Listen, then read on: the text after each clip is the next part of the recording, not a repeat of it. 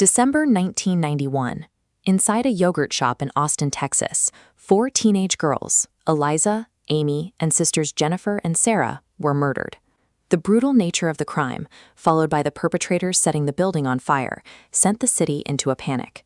The public demanded answers, and the pressure on the police department to find the killers was immense. 8 years later, investigators seemingly delivered those answers. In 1999, police arrested 4 local teenagers. Detectives subjected the boys to intense, marathon interrogations, some lasting up to 20 hours. By the end, they had extracted videotaped confessions from 2 of the suspects, Robert Springsteen and Michael Scott. Those tapes sealed their fate. Springsteen was sentenced to death, while Scott received life in prison. To the outside world, the nightmare was over. The streets were safe, the killers were locked away, and the case was officially closed. But the investigation had fallen into a psychological trap. Driven by a desperate need to heal a fractured community, the justice system had constructed a narrative built entirely on psychological pressure and coerced statements, completely detached from physical reality. The glaring flaw in the state's case was sitting right in the crime scene files. Despite the horrific nature of the murders, investigators had found 0 physical evidence connecting any of those 4 teenagers to the yogurt shop.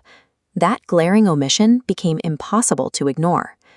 Advanced testing of the original evidence extracted an unknown male DNA profile from a victim. This single discovery unraveled the prosecution, proving the videotaped confessions false. The state's meticulously constructed narrative collapsed. This left Austin investigators staring at an agonizing paradox. If those 4 boys were innocent, who left that DNA? To answer that, we have to rewind to December 8, 1991, barely 48 hours after the murders. Roughly 400 miles away, at a federal Border Patrol checkpoint near El Paso, Texas, agents pulled over a stolen truck. The driver was a man named Robert Eugene Brashers. During the stop, agents searched the vehicle and confiscated a .380 AMT backup handgun. It was a tragic missed connection. Those agents at the border had absolutely no way of knowing that the weapon in their hands was the exact make and model of the gun used to execute the 4 girls in Austin just 2 days prior. Brashers was charged for the stolen vehicle and served a brief sentence. After his release, he legally recovered his firearm and embarked on a multi-state rampage, committing a string of violent assaults and murders throughout the 1990s. While Austin police developed a lethal case of tunnel vision, zeroing in on local teenagers, a highly mobile serial killer had slipped right through a federal checkpoint with the murder weapon tucked in his truck. The paths of the innocent teens and the actual killer finally intersected, in a way, in 1999. Back in Texas, detectives were sitting in interrogation rooms, actively extracting those false confessions from the boys.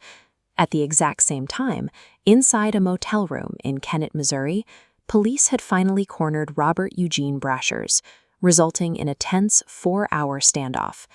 Rather than surrender, Brashers took his own life. The weapon he used was that exact same .380 handgun seized at the El Paso checkpoint 8 years earlier. It is a devastating situational irony. At the precise moment the Texas justice system was permanently destroying the lives of innocent boys, the true perpetrator was permanently escaping mortal justice. Fast forward to 2025. Austin detectives turned to a relatively new technology to analyze the phantom DNA from the crime scene: investigative genetic genealogy. Researchers mapped the anonymous crime scene profile against public databases, tracing the branches of public family trees until they filtered down to a single, specific lineage. To confirm the genetic match, investigators sought secondary proof. They took the ballistic data from a single .380 shell casing found in a drain at the 1991 crime scene and ran it through a federal ballistics database. The database returned a perfect match. The casing from the yogurt shop shared the exact ballistic signature of the weapon Brashers used to kill himself in that Missouri motel room.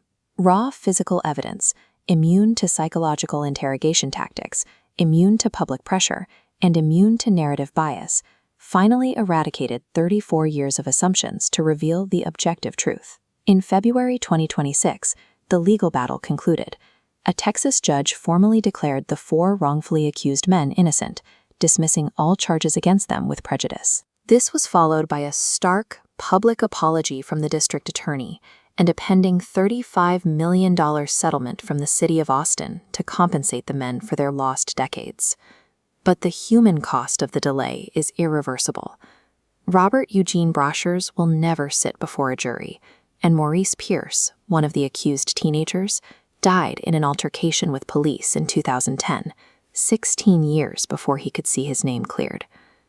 When a criminal justice system is driven by public panic and the desperate need for a closed case, it will inevitably destroy innocent lives to get there. In the end, it was science, methodical, unbiased, and patient, that proved to be the ultimate arbiter of truth.